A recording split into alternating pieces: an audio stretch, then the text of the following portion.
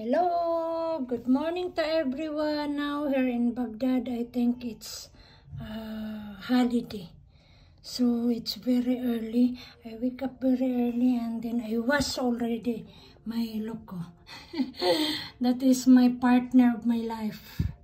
Long time ago na since when I think I'm 7 years old until now I'm using that one, and that one with me already is almost 10 years na, and I need to wash if I'm not busy, if I have not too much work, and especially the time, so I wash that one.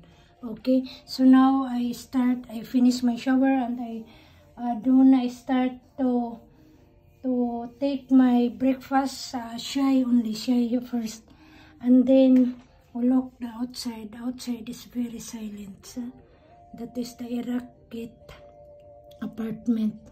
Look in our side. And then now I start to take my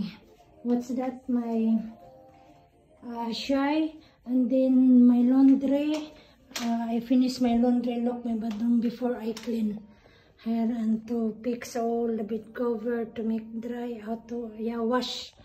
So that's the life of OFW, me in Baghdad, Iraq, and that is my daily routine.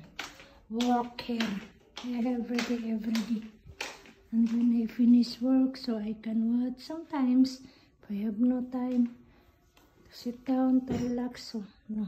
Okay, have a nice day to everybody, and always take care of yourself, especially your health. And thank you again to subscribe me, to likes, and to watch my all videos. That one is only simply videos for me as her in Iraq, in Baghdad, Iraq, that I'm a OFW helper, household, housemaid, nanny. Okay, again, sa buong mundo, ingat lagi, lalo na talaga sa kalusugan.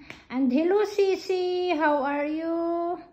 And to Madam, to Sir, and to both family of Madam and Sir, and to all families ang kanto me in the Philippines, and Lebho, Dinagat Island, especially to my brother, to my niece, to my in-laws, sister-in-laws, cousins, relatives, friends, batchmate, all,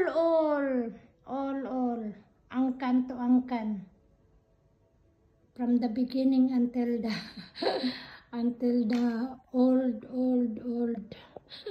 Yeah, bye-bye. Thank you again. Be happy, keep it, smile, and keep safe always.